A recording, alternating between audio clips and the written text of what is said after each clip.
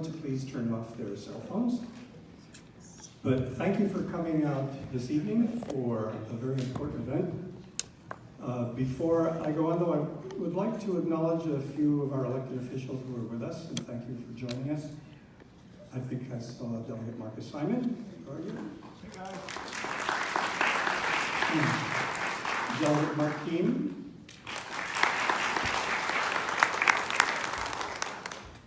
School Board Member Karen Keys-Gamara. School Board Member Edgar Moon. And there's no one on the list that you'll see shortly who happens to be one of the candidates. So we're here this evening to listen to a group of remarkable folks from Providence who are looking to be our next Providence supervisor. And in thinking of what I might say today before the program, I thought how important the function is and how many of us don't recognize how intimately it involves all of us in our daily lives, from public safety to transportation to where a business can be established, permitting, the school budget, and there's hardly anything that we do in our daily lives in our community that doesn't pass through the supervisor's office. So it's an office that matters, and it matters who occupies it. And one thing we know for sure, whatever happens, it's going to be blue.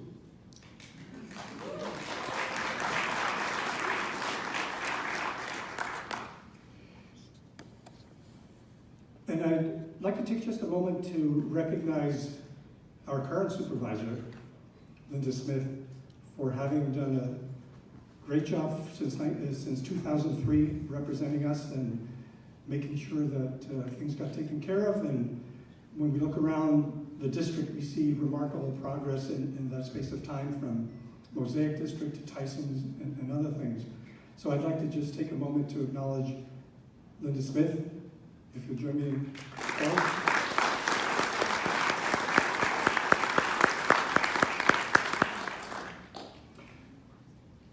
But you didn't come here to hear me speak, so I'm going to introduce our moderator for the program. Our moderator is a woman who was the first woman to represent Northern Virginia in the Virginia Senate. She was the person who introduced the bill that made it possible for women to attend the Virginia Military Institute, and is a mentor to many persons, especially women who were aspiring to run for elected office, and a great friend, a great member of the community. And I introduce Senator Emily Miller.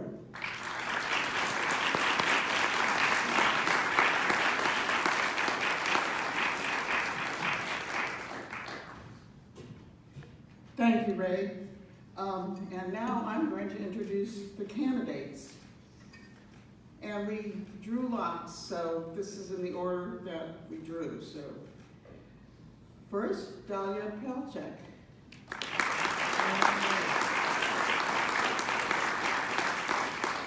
Edith Frankel Kelleher.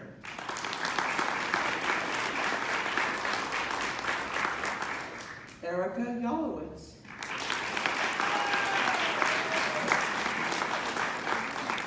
Lynn Hong.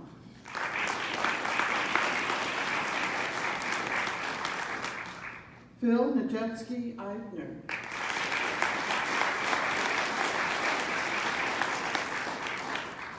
I'd like to explain the rules, which all of the candidates have agreed to.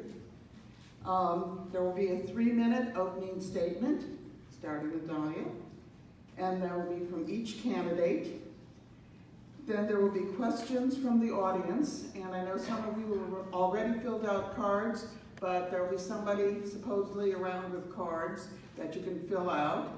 And we have someone who is sorting them out, so we're not going to ask the same question time and time again. So if you need a card to fill out, raise your hand so someone can get it to you. Good. And if you have cards to pass in, you can collect it.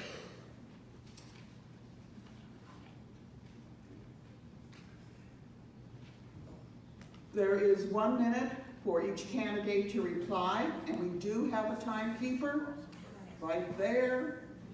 So, and if they go overtime, there's a bell, and if they go over that, I'm gonna go there and slap them, so. Woo! So also, there will be a 2-minute closing statement from each candidate. And we love your applause, but once they start answering questions, let's try to keep the applause down or not applaud, because that takes away time from asking the next question. So I know you want to cheer each one of them on, but we don't mind applause now when we introduce them, and at the end you can go wild, but let's give them time to answer each question. So, 3-minute opening statement. We told them they can sit, they can stand. Dahlia, if you would like to start, please.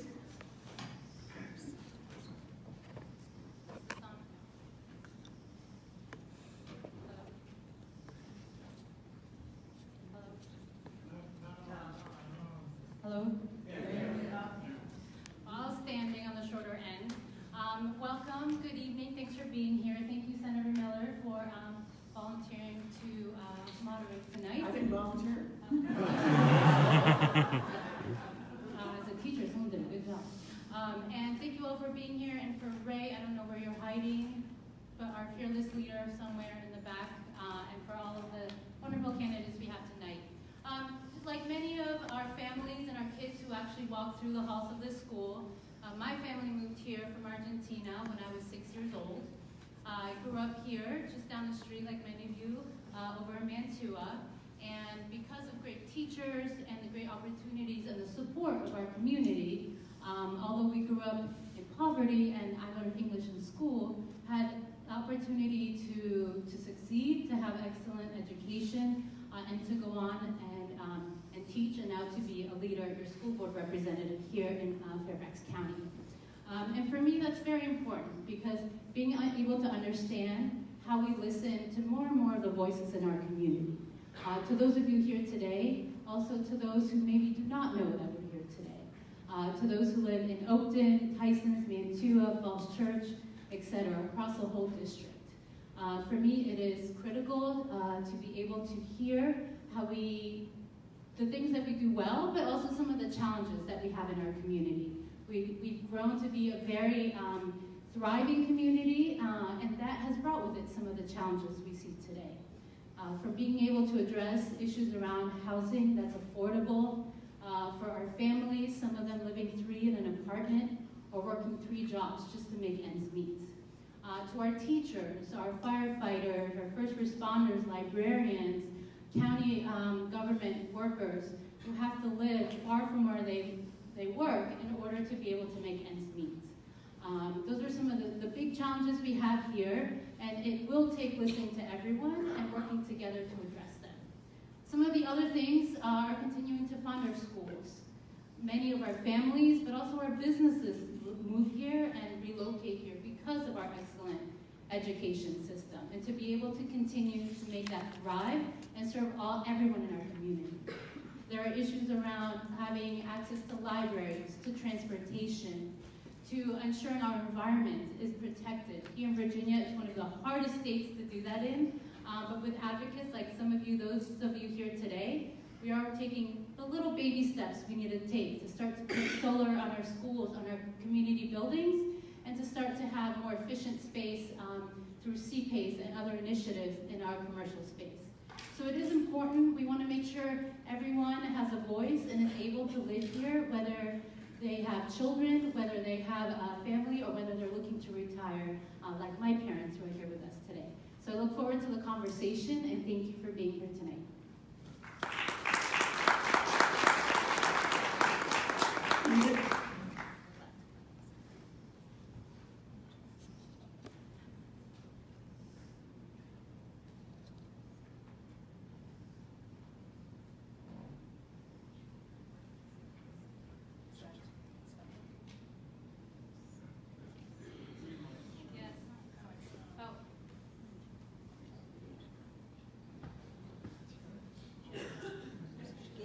wrong instructions.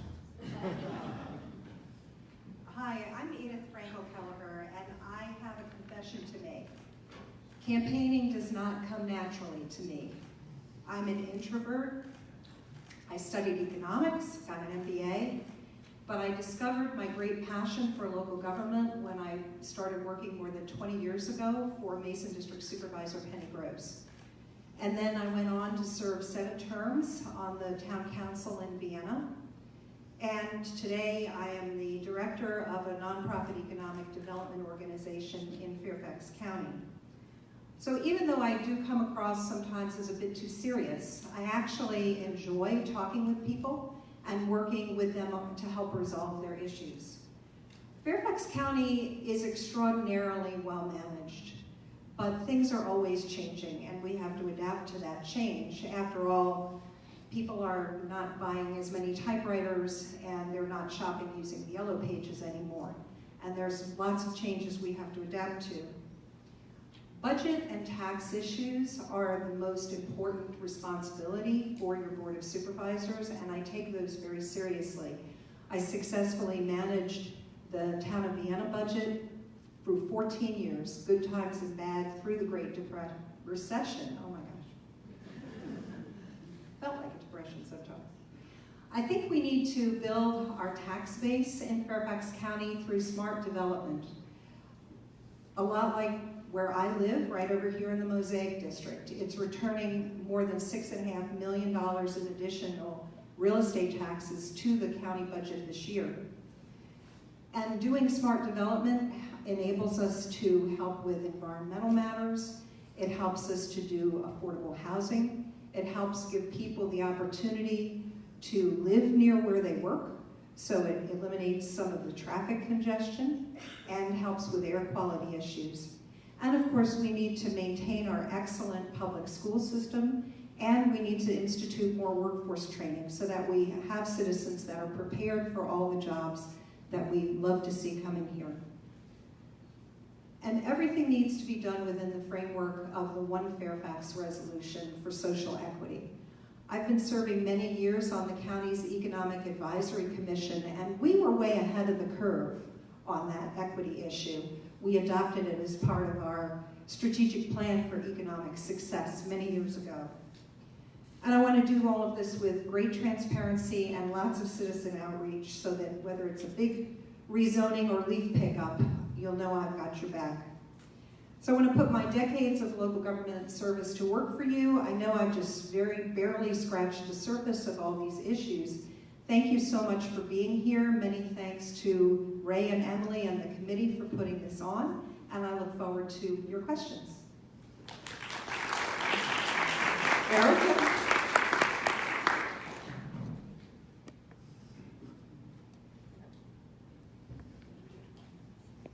Hello.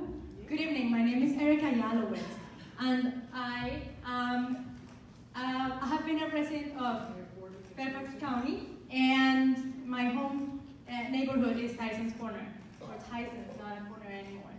I am a Latina mother. I am a wife, a proud dog owner.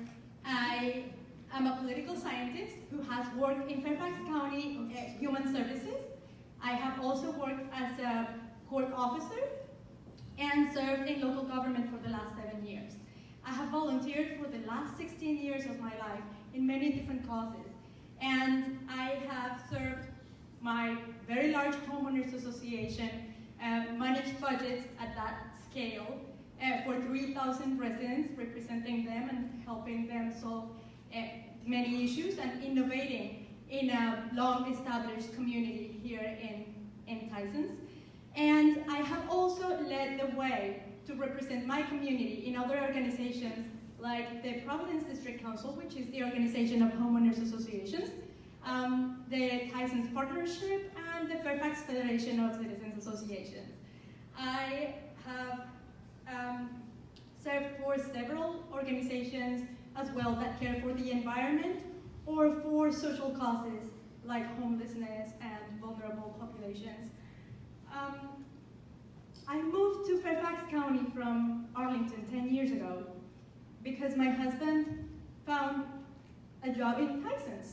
And I love the area, we love the area. We decided to start our family here.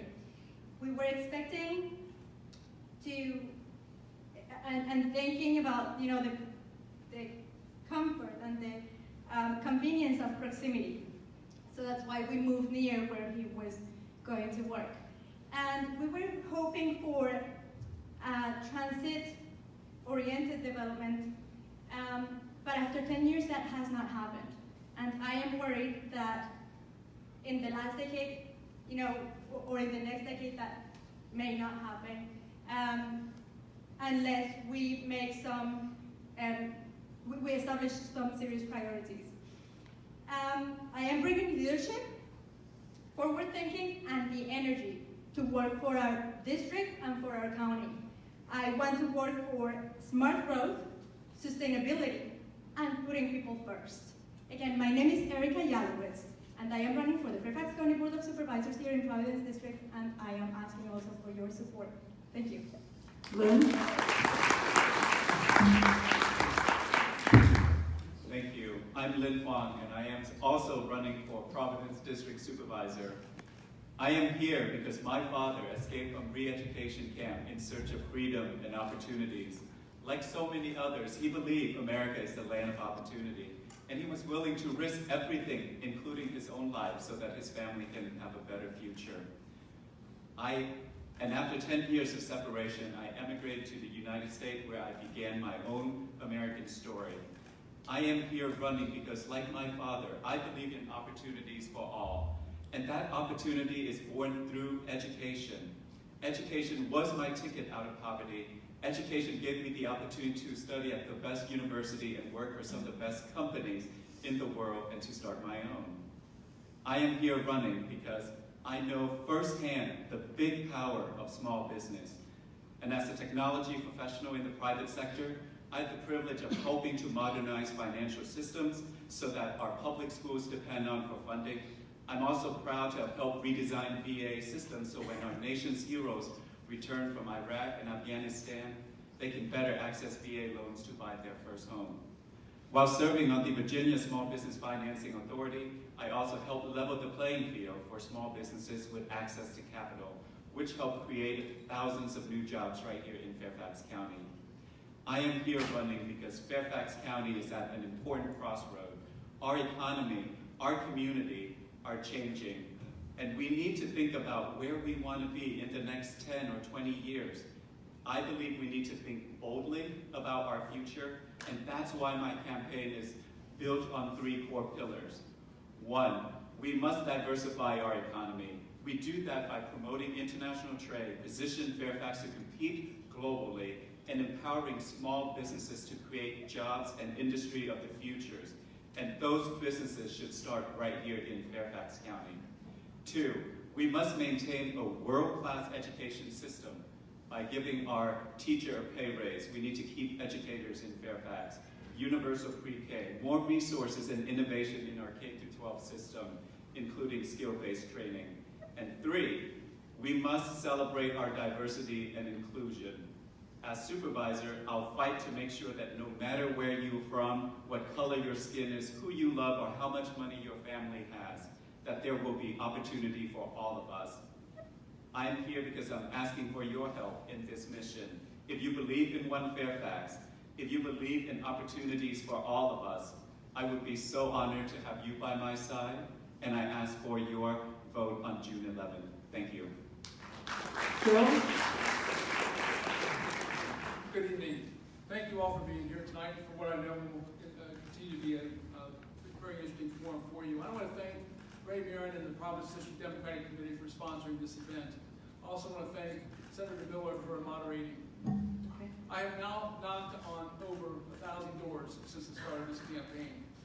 The most poignant moment was meeting Mary, an elderly daughter taking care of her very elderly mother.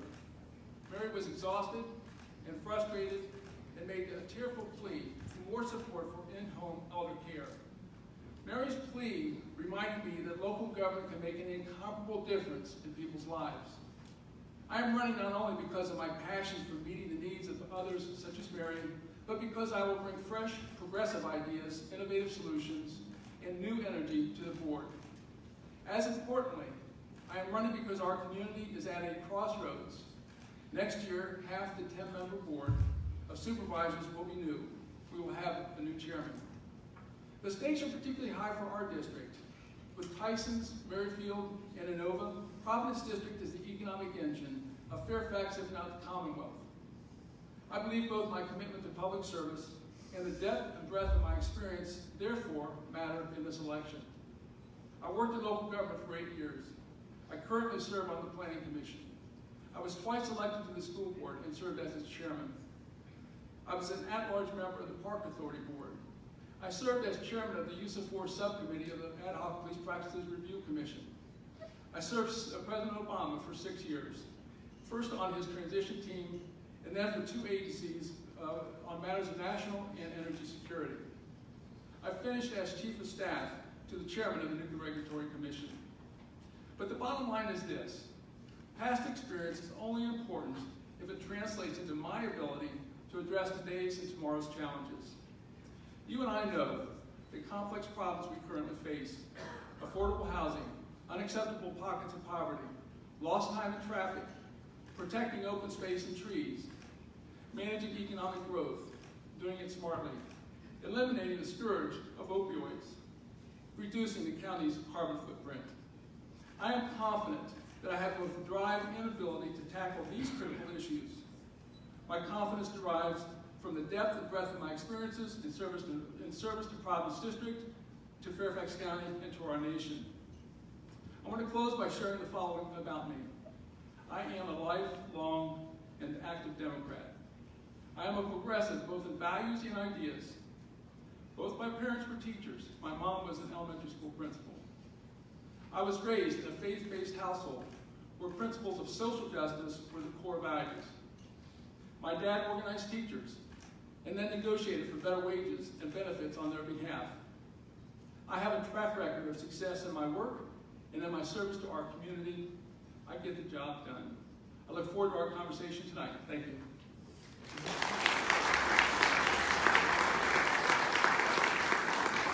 Thank you, candidates. And I understand my Senator Chad Peterson's in the audience. Chad, you're welcome. We're going to be asking the questions going from 1 to 5 and then from 2 on, so we're going to rotate. And these are questions that you in the audience have asked, so there's no... Pardon? Somebody will think. So these questions are all from the audience. The first one: affordable housing is a social concern.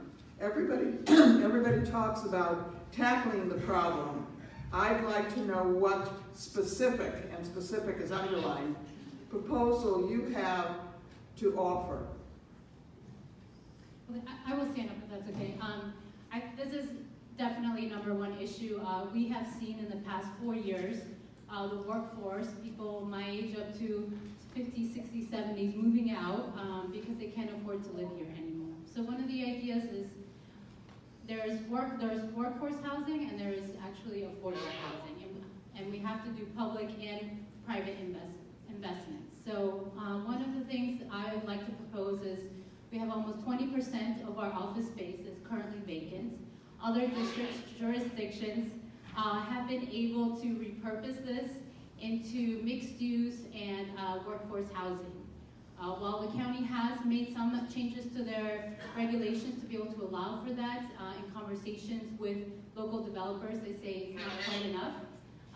And I want to make sure we are able to do this, and we should also be able to combine it with new energy efficient CPACE ordinance to help allow to increase that. So it's affordable housing. Arlington has a $25 million fund. Ours is only about $7 million. So it's going to be multiple factors in order to get even close to where we need to be for the housing. Edith? Thank you. I think it all starts with housing affordability, because people's other burdens are definitely related to that. I was very pleased and proud to serve on the recent Affordable Housing Resources Panel for Fairfax County, and I fully endorse the recommendations, although they're really just a down payment. We used to have 1 penny on the tax rate dedicated to affordable housing. That's dwindled to about a half a penny, so about 12.5 million. We recommend another full penny, new penny, for creating new affordable housing. I have a record of working with private industry and also with the nonprofit housing providers. I work with Good Shepherd Housing and with a lot of the home builders. I think supply is key.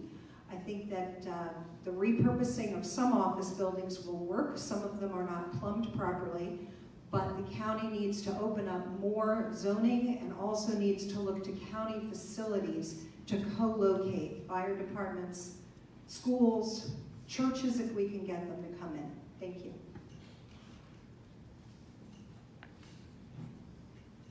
Well, I believe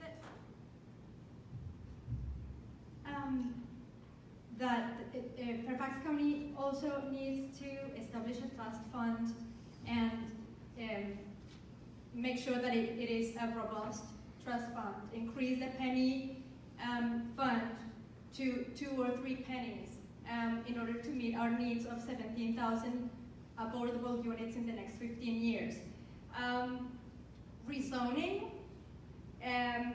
can also help breaking the barriers to building affordable housing, reducing costs through eliminating permits, fees, just reducing or eliminating them for construction of affordable housing, and also finding creativity partnerships between nonprofit, public, and private sector will help us diversify and mixed development, mixed income all around the county. You know, for me, the affordable housing is a really personal issue. When I first came to the United States, my family of 10, we live in a 3-bedroom apartment, so this is something that really hit home to me. In order for us to have a healthy economy, people need to be able to live in our community and be able to get to work in this community. The current half penny, only $12 million, is only to sustain the current affordable housing that are available in our county, and the need is certainly there. And in order for us to address the need within the next 15 years, we need to do a lot more to have at least 5,000 units. These are some of the recommendations provided by the AHRP. I'm going to continue to fight for these because this impacts all of our communities, especially folks who are not at the table. And also, I think there's an important role that we can play. We can work with the faith community to build affordable housings on faith communities' own land, as well as diverse communities, so that we can address these needs. Thank you. Well, this matter of housing affordability is a complex problem. It's driven by scarcity of land in a built-out Fairfax County, zoning restrictions, and the absence of accessible public transportation in large swaths of Fairfax County. I believe it's resolvable through creativity and through innovative investments, through partnerships among federal, state, and Fairfax County agencies, and with the private sector. I like the ideas that I've heard from my colleagues. The Wesley Huntington development in proximity to the Huntington Metro Station in Mount Vernon District is a model to emulate. I encourage you to look at that.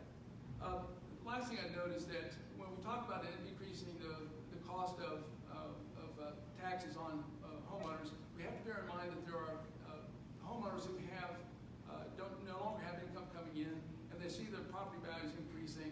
And what I believe is there needs to be an attention paid to the ability to have those individuals cap their taxes and have the value of their property be used in the future for purposes of reimbursing the tax roll. So depending on the tax rate, I support, but I also support some relief for homeowners who don't like the income. Thank you. Thank you. Second question. Faith Alliance for Climate Solutions would like to know your position on the new county plan on the environment. Will you support permanent funding for the new Environmental Energy Office. Will you push for a comprehensive countywide energy plan, which includes private as well as county initiatives?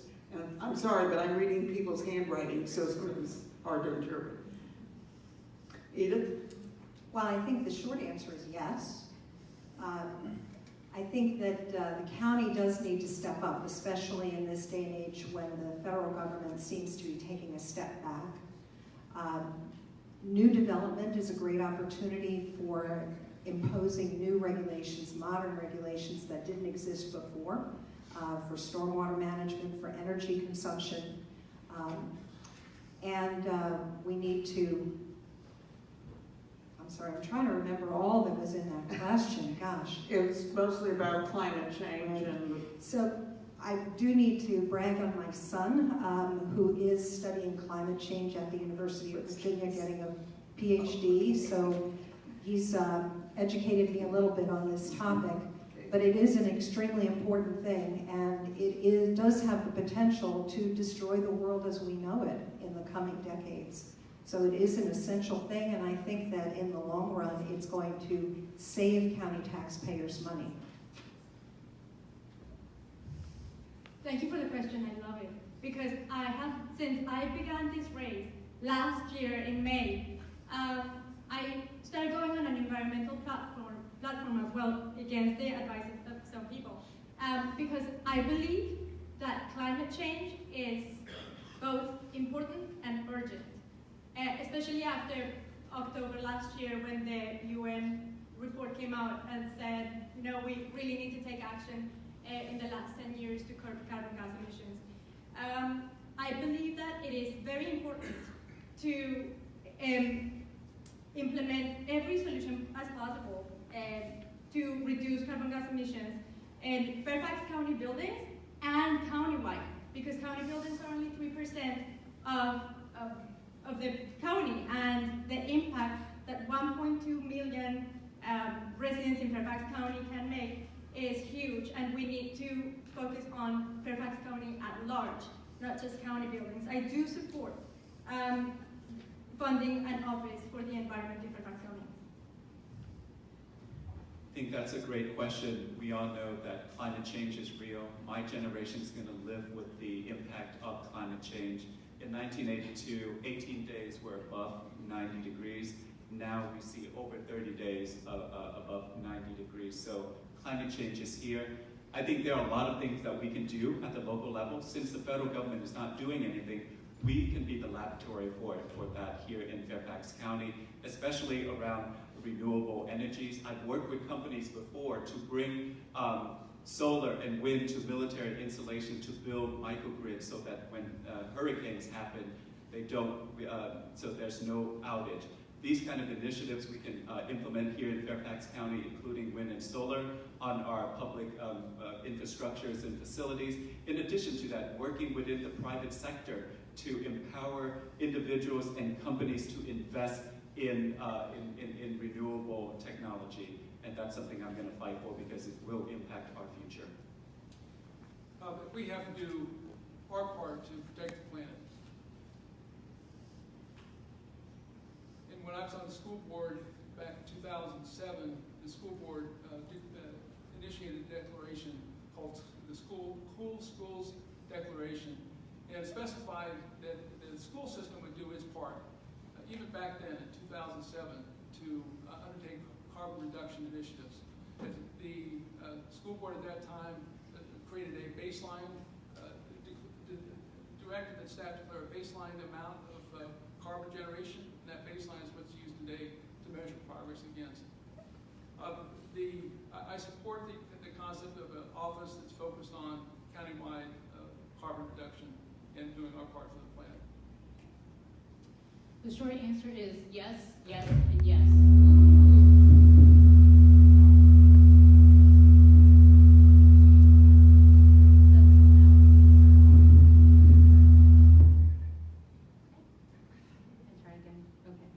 The short answer is yes, yes, and yes. Actually, last week it was down in Capitol Hill, invited by our Schools for Climate Change. And I do believe Cumbies needs help. We need permanent funding in the county office. We also, next week, are going to have our first joint schools and county work session with my colleagues and my colleague Pat Hines and I asked that we address this not just as the schools, not just as the county, but jointly. So we'll be launching a task force in order to figure out how we supply both the county and schools, which is only 3% of emissions, but also start to address the 97% of emissions that come from the private sector.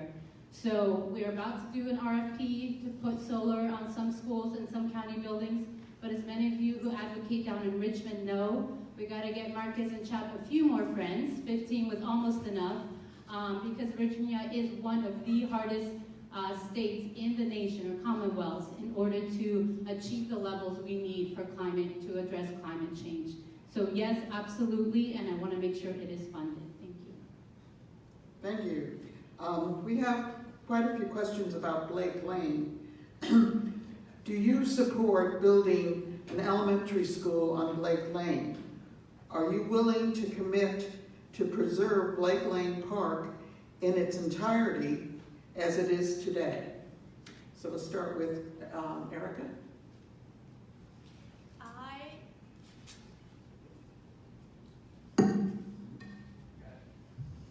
I understand the needs of the schools to accommodate the growth in their student body, but I do not support building a school on Blake Lane Park. I believe that once our public parks are gone, they're gone for good. And this is one huge measurement of equity in our area. A school is built for a very specific population, whereas a park is built for all ages and all populations for the enjoyment of the public.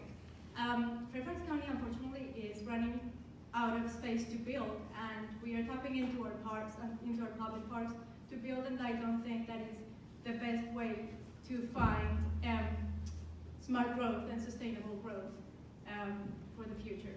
So I would preserve Blake Lane Park. I think it's really important to invest in our education system, new schools, but that needs to be done through the lens of equity. We need to make sure that whatever infrastructure that we're building, that it serves the needs of the community and that it's equally divided so that we're not getting the best schools based on the zip code. But I think that should be the larger discussion. Of course, we need to protect our open spaces, increase our tree canopies, and also to protect our stream and rivers. These are the natural resources that once we take it away, it will never come back. So I think we need to be much smarter and have a more serious question around how we develop our public facilities and do it in a way that is equitable, and that's including environmental equitability. So I'm opposed to the school being built at Blake Lane today and perhaps never. I'm an advocate for the neighborhood schools. I'm also an advocate for protecting open space. Both of these goals are in conflict with the Blake Lane site.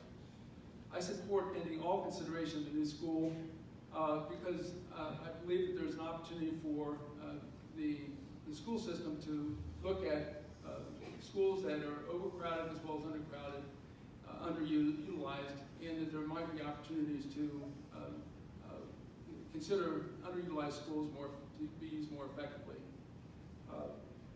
I'll advocate for a school to be built here. I will not advocate for a school to be built here until at least the completion of this county-wide, if not regional, boundary review. Thank you. Thank you. So I will agree with the words that were shared by Lynn on the stage. This is one of those issues that brings together all the things we desire in our community, schools, parks, addressing traffic, which is a huge issue in our area, and the capacity and the ability to use spaces by our public of all ages. So those of you who are here know that we have slowed this down in order to be able to understand what other possibilities exist. This is an issue and a proposal that's been here from the schools in the county. from long before my time, and I look forward to continuing to hear from you and work with our community as the proposals move forward and we help address both getting our kids out of trailers, which Mr. Moon, it is one of his most important issues, while also addressing the needs of every single community.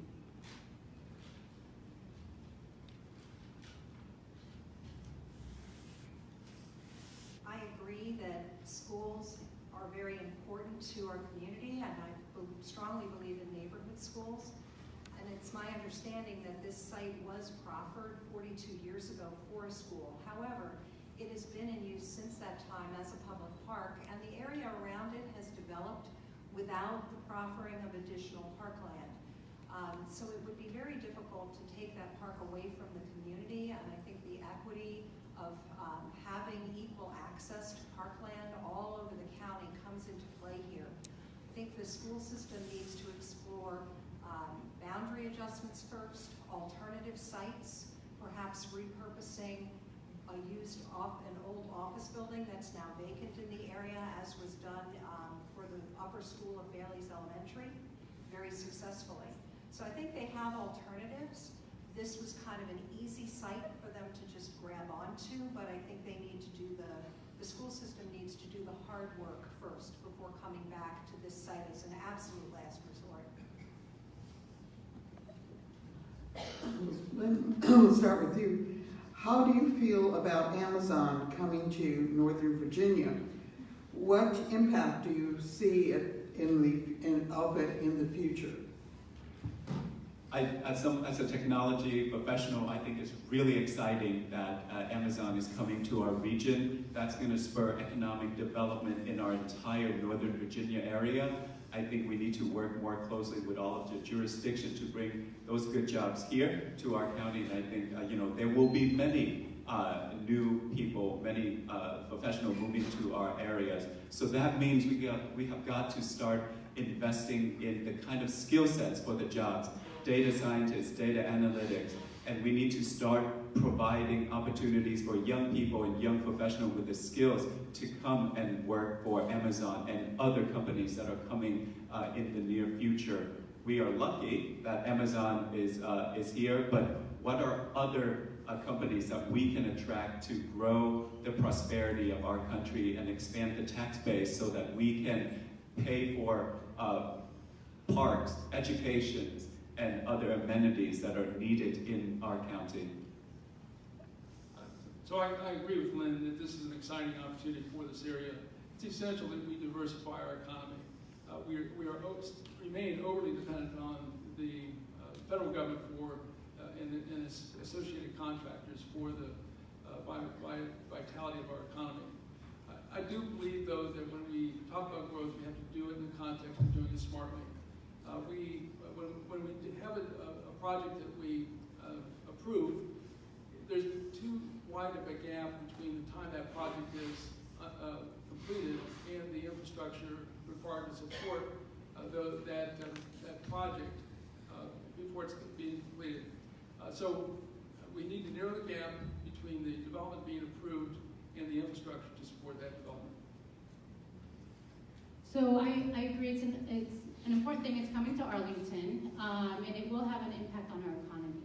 It will also create new challenges, especially on the eastern side of Providence District and Mason and Lee districts, when it comes to the important question of affordability in housing.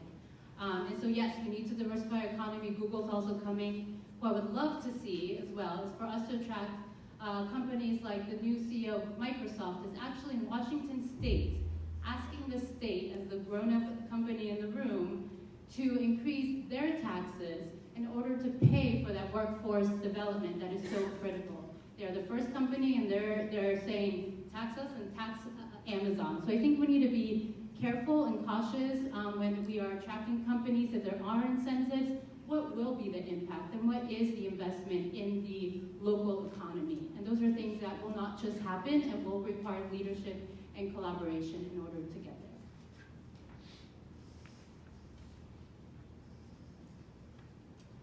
Well, I agree that Amazon coming to our community is very exciting, with a lot of potential for new professional jobs, but also the potential and for many spin-off jobs of that are not professionals.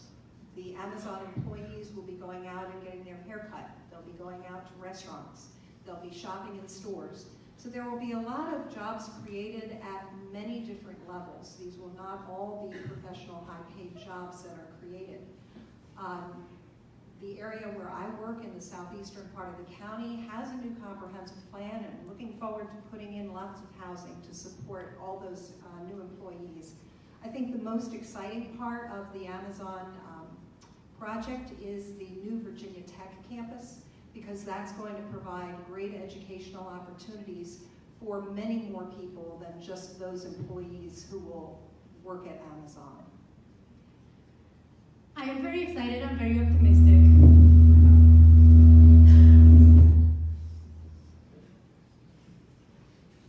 I'm very excited and optimistic about the coming of Amazon, but we need to look at the challenges as well as the opportunities.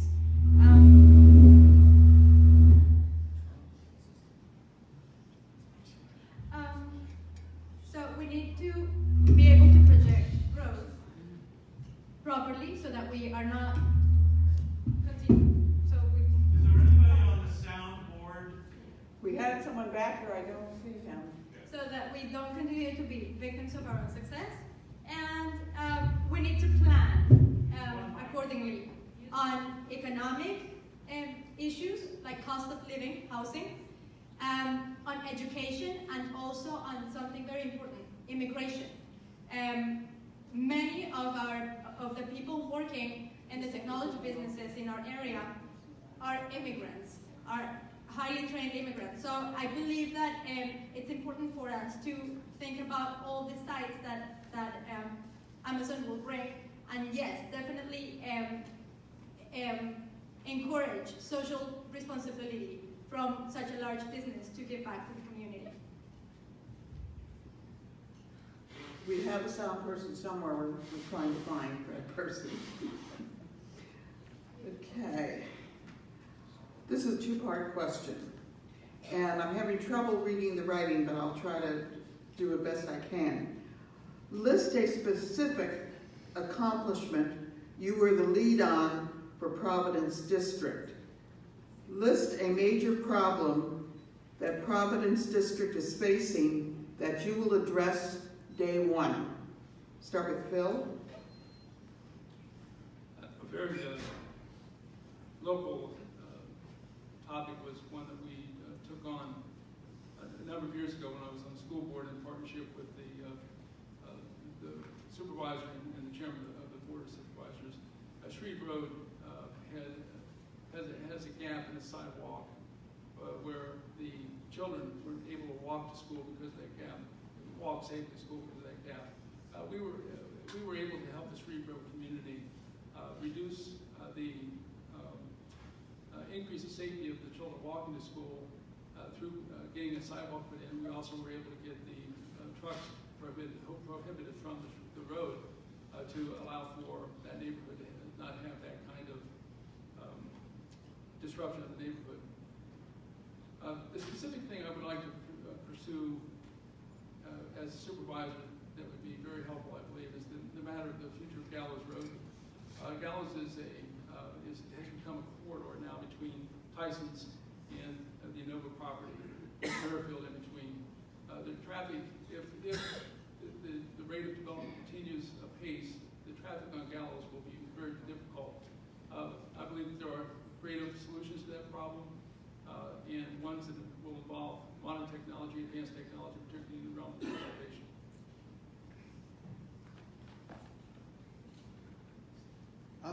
I'm going to give you 90 seconds for that two-parter. Dahlia? Okay. Do you want to keep going, Phil? Phil used 85. Oh, okay. So thank you. On the board, as you know, we are a body of 12.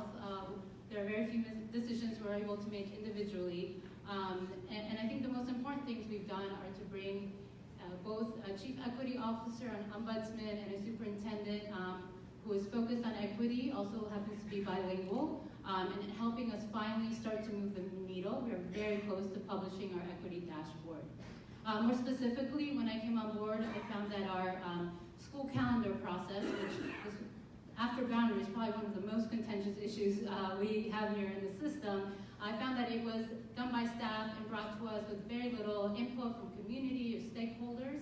And so with the support of my board members, I helped us take the first step. It still needs more improvement to ensure that we have a committee representative of the various stakeholders of our community, of our faith community, and that we have a process that includes inputs and surveys from the community as we create that calendar. So that's a very specific one. As many of you know, the growth here has meant growth in schools, growth in traffic, and growth in our general congestion in the area. Some very specific things would be, A, to help improve the communication in the process, both for people who are wanting to do work, whether local businesses wanting to open up in the community, who find it extremely cumbersome to be able to navigate our system, but also for the community to know right off the bat, with town halls, with office hours, with communication to them very frequently about what is happening and how they can get involved and have input in any development that is occurring. Edith?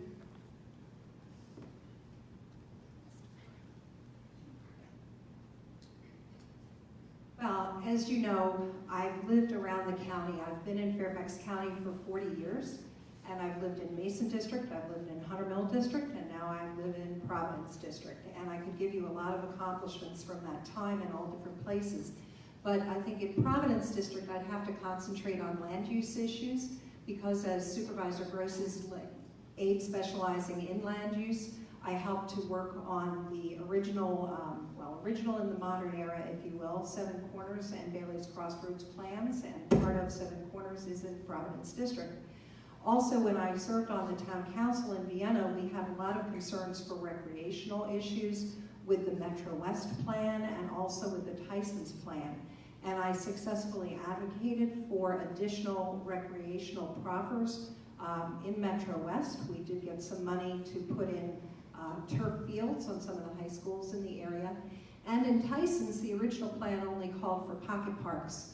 And I successfully advocated to include full-size playing fields for active recreation in the Tyson's plan. I'm going to pick something a little different for something I'd target first day, and that is pedestrian safety. I think we need to make a lot more pedestrians and multimodal connections in our transportation system, but with the busyness and the traffic, we do need to address pedestrian safety, crosswalks, hawk light signals that one can push a button and have the lights flash, and those kinds of measures. Okay, as I have worked on community building in my community. I have been the precinct captain for Tyson's and Rotunda, my area, for the last 4 years, and I have increased voting and participation around the area by 300%. In my community of almost 3,000 residents, I also pushed for the installment of electric car chargers. And even though it was a process, after installing electric car chargers in my community, we went from 2 electric cars to almost 20. That is saving almost 4,000 pounds of carbon dioxide every week for every car that is not, that is not issuing carbon gas emissions.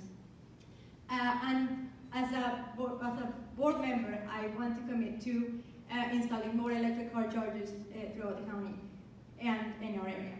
And I have also been an advocate for pedestrians. If you have known me through my community work, you will know that I am very vocal about it. I also work on plastic cleanups, and one of the issues that I want to work on the first month after I am elected are introducing proposals to reduce the use of single-use plastics and styrofoam in the county. I'm very proud to serve on the Virginia Small Business Financing Authority, and where I provided a positive impact on Providence is the expansion of I-66. I worked very closely with the company at the beginning, opposing the ramp that was impacting our Merrifield area, and the noise issues, as well as the safety on Vaden Drive. At our bond hearing, I brought up these concerns, and they were addressed by the company. I like to think that this is very much a team effort and not just one person, but I was very happy to be part of that process. So for me, that is something that's very personal to know that our neighbors' home were safe. Something I'm also very proud of is that for I-66, the company was committed to buying 34% from small business. That is a huge win for businesses right here in our Commonwealth. On day one, of course, there's so many things I want to do, but certainly we need to engage the business community, especially innovative startups. How can we create apprenticeship opportunities for high school and college students to work and develop skills for the future? And of course, to promote international trade, to make sure that Fairfax County is represented globally and that we have trade offices abroad so that we can attract more investment to our district. Thank you. Next question. What is the best way for a supervisor to communicate with the community? Dahlia, start. Well, I can tell you as a school board member, I have, and with very limited staff, I'll communicate regularly through email, through office hours, and by attending community meetings and going out directly to the community. There are many who do not know who a supervisor is, what their role is, where their office is, and so I think it's critical to both do the work of ensuring the county moves forward, but also to ensure, as I said earlier, having more voices in the conversation. Reaching out, we have a very large, we will probably have to redistrict after 2021. Providence has grown very quickly. We have a very large community, and doing everything we can to reach out, to meet people where they are, and to be able to do that in a way that is inclusive, that is multilingual, and that it gives people different opportunities. Text message is huge for some members of our community. So it really is meeting people where they are every day.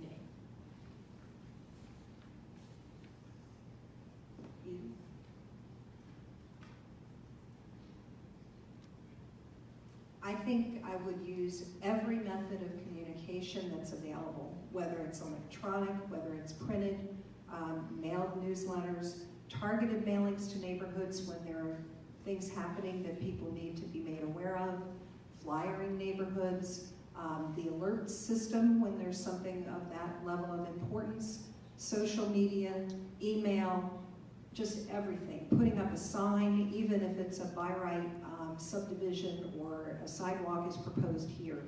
And whatever other suggestions anyone has, I'm open to all of it.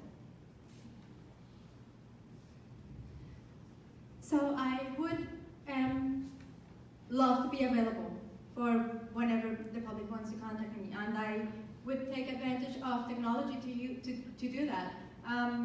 Obviously, social media is a very good tool, but having office hours or town halls, monthly town halls, so that every person in the community has an opportunity to come and talk about the issues that they care about. It's also a very good opportunity to have one-on-one contact with a community group. Putting people first is one of the things that I want to give priority to. So, I'm pretty available, and I'm everywhere in every community event. Probably you will see me there, so I will continue to do the same.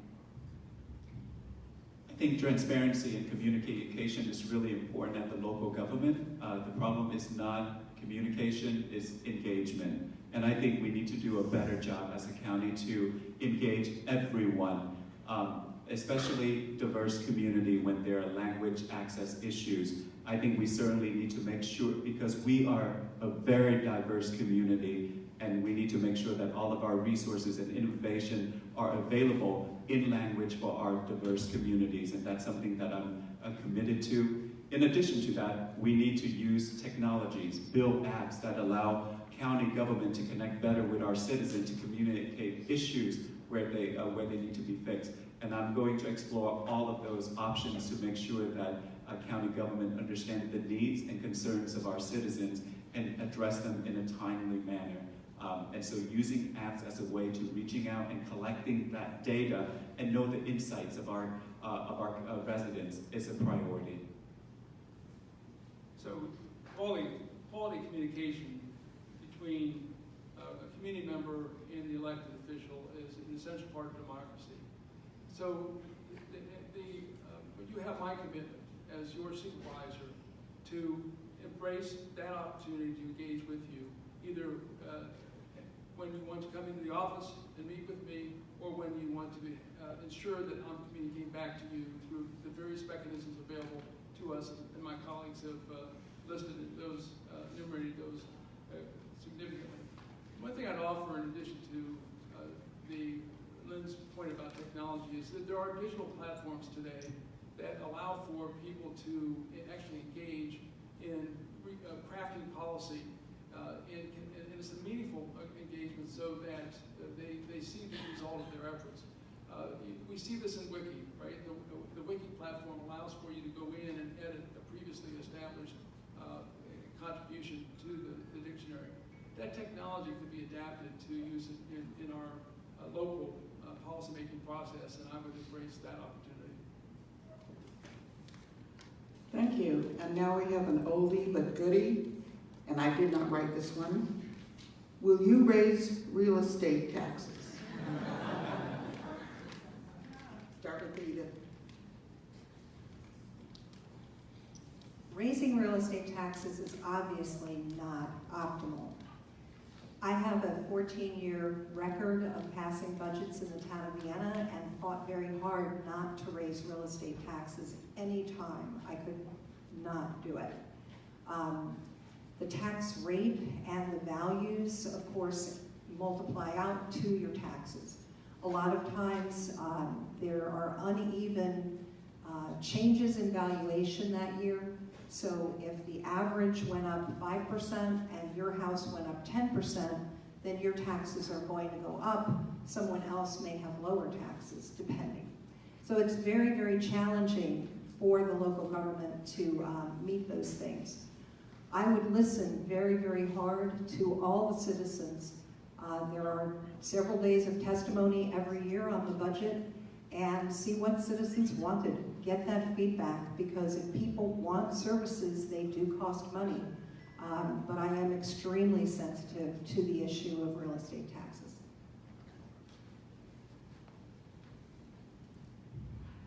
Well, I believe that we are in a very lucky juncture.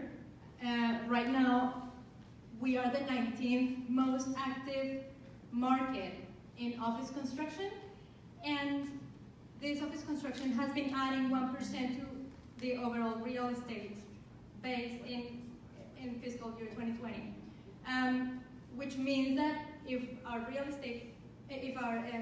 tax base is growing 1%, that's almost 3 times as high as our population growth, which is 0.34%.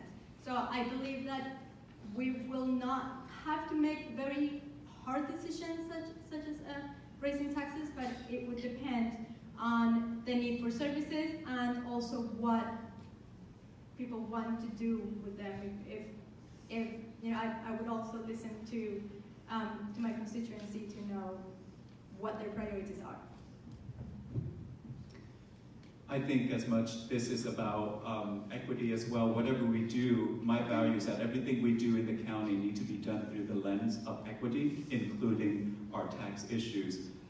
We try to create a community where it's a good place to live, where everyone can afford and raise a family here in Fairfax County. And I think raising the local property tax is contrary to that. There are so many ways to increase our budget so that we can pay for the amenities and resources in our county. We have to focus on working with small businesses and expanding and empowering them for success, because when we get taxes from the commercial area, that's helped pay for all of our amenities and transportation projects. There are 18 million square foot of vacancy commercial space in the county. Let's figure out a way to use those space, co-working spaces, so that we can increase our revenue base rather than raising property tax. We all value our quality of life. We all value excellence in school systems, in our school system. This quality of life is something we have to pay for. Unfortunately, we have the primary mechanism we have is property tax. We are constrained by our legislature from diversifying those various forms of taxation. So the burden is on the homeowner predominantly and the commercial sector to pay for our quality of life.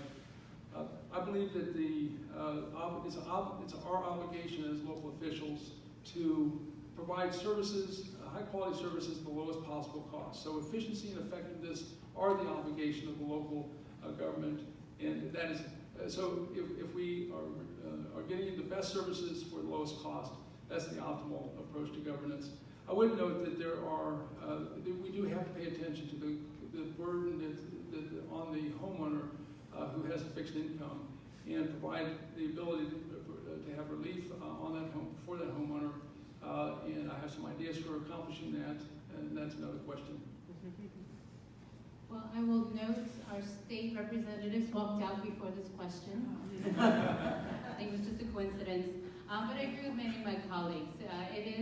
This has become a pretty complex issue here. I know some of us worked pretty hard to try to pass a meals tax that would have kept every single penny here in the county, rather than every dollar we get 21 cents back from Richmond.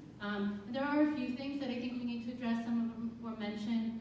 For instance, Arlington, a fifth of our size, their Economic Development Authority has 3 people on their staff doing business development. Fairfax County, 0. Our commercial tax base, right? We're lucky here in Providence, and in about 2 to 3 years, we're going to be more commercial than residential real estate. And so we are that economic engine for the county. But until we become a little bit more nimble and adaptive and allow the diversity of the kinds of businesses, from breweries to stores that want to open up here, it's going to be a little bit difficult for us to fill that office space. So I do think it is, as was said, not optimal, but when it does happen, sometimes like this year, without raising it, it's gone up for most of you. It's important that we try to find ways to ameliorate that for people who are living on a fixed income. Well, I'm very sorry, but I have been informed that that was the last question. So I know these candidates will probably be around after to answer any of your questions. And I hope that if we didn't use yours, that you understand. And there were so many good questions, it was hard to really pick the best ones out. Now we will have the closing statements, and we will start with Bill. I want to thank, again, Ray Mirren and the Providence District Democratic Committee for sponsoring this event, and Senator Miller for moderating. You may remember Senator Miller as a foremost champion for women's rights and the Equal Rights Amendment. I look forward to the day that her work for equal rights for women is memorialized in the Constitution. This has been an enjoyable conversation among 5 committed Democrats, all seeking to serve our community. As I stated in my opening remarks, I am confident I have both the drive and ability to tackle the critical issues of our time based upon the depth and breadth of my experiences in service to Providence District, to Fairfax County, and our nation. I believe I am also well prepared to address those challenges on the horizon that we know are coming but cannot yet see. The next recession comes to mind. And know this, I am running to serve you and to serve my community. My daughter said it best when she introduced me at my campaign kickoff celebration. She said that she was proud of me because she knows I am a career public servant and not a career politician. You will find my office is always open to you, and that civic engagement will be the means by which key policy decisions are made by me. In closing, I humbly ask for your vote and your support as a volunteer and with donations. Please check out my campaign site, philforsupervisor.com. I'm truly honored to have the opportunity to run for this office and the opportunity to earn your support and your vote. Thank you very much. You can applaud if you want.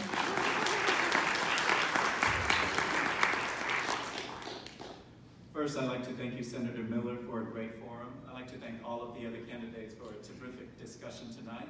And I'd like to thank all of you in the audience for being here and asking some excellent questions tonight, very hard and many hard answers as well. We might be candidates running, but it is up to all of you to decide the future of Fairfax. I decided to run for Providence Supervisor because I believe Fairfax County is at an important crossroad. Business is growing, and our communities are becoming more diverse and more progressive every single day. We should celebrate that growth. But the questions we all need to ask ourselves is, what do we want that growth to look like in the next 5, 10, 15, 20 years from now? What kind of leaders should we choose today to get us to Fairfax of tomorrow?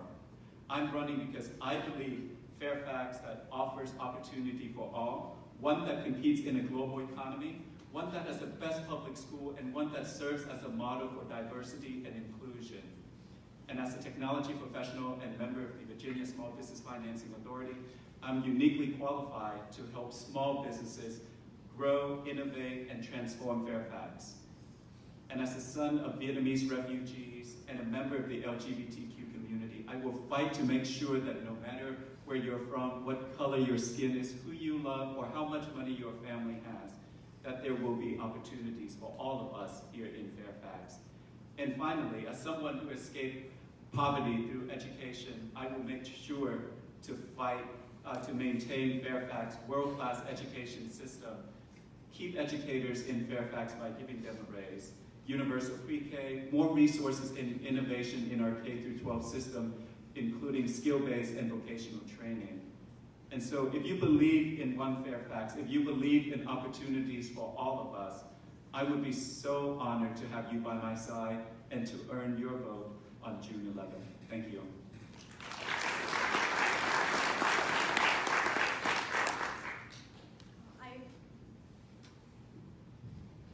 I also would like to thank all the organizers and to thank you for being here, interested in all the issues that we all care about. We all love our area. We all want the best for our future and our kids' future. As a mother of a future FCPS student, I want the best education for my child.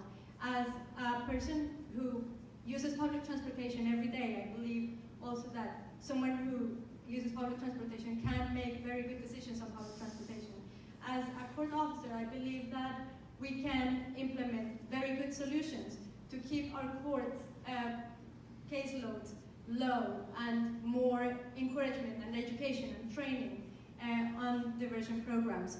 As community activists, I believe that we need to engage communities and people from all backgrounds, taking advantage of our diversity and all of our activity in Fairfax County. So I believe that the energy that I'm bringing, the forward mentality, the creativity that I have displayed in other positions will help me also bring creativity and all that energy and all that enthusiasm and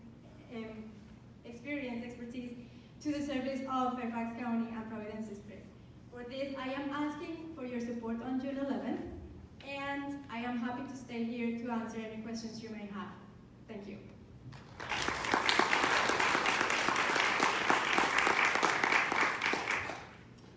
Thank you again to the organizers. This was a great forum.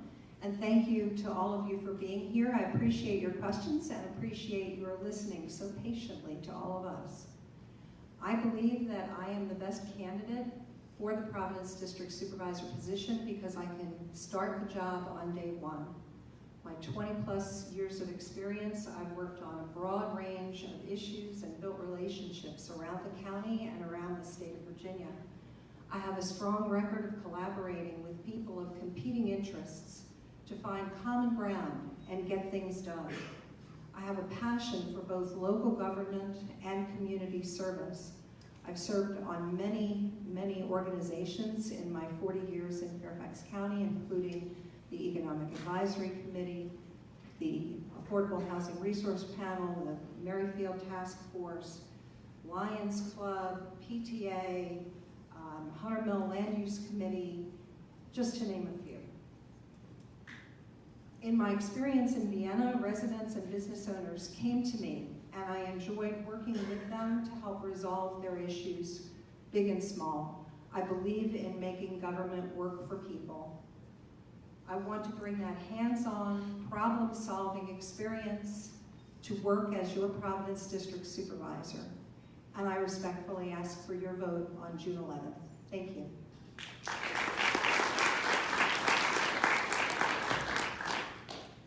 There has been a lot of change and growth here in Providence District.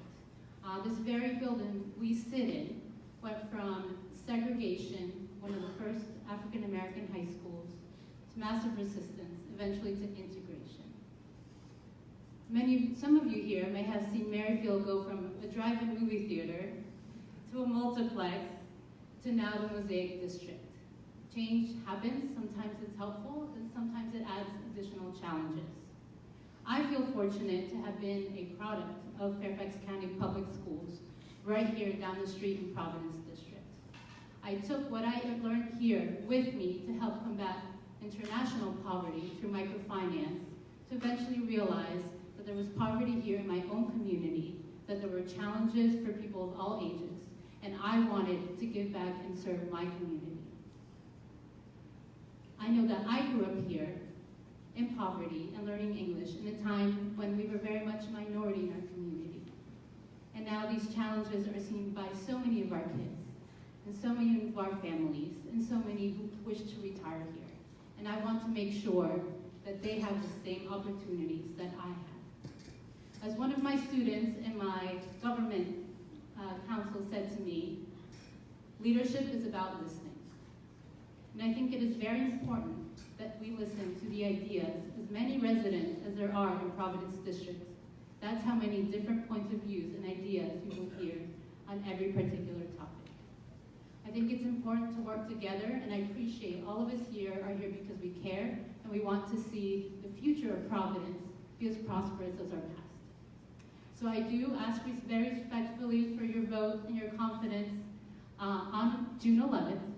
I also invite you on May 4th to my annual barbecue in Mantua, because I think community is about breaking bread together and about coming together with our neighbors and our community. Thank you.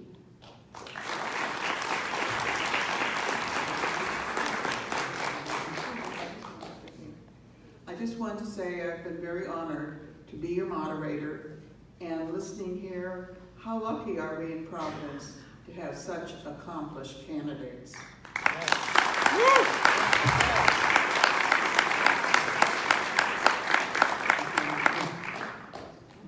I too want to thank our candidates for coming out. I want to give a special thanks to Senator Miller for so ably moderating the panel.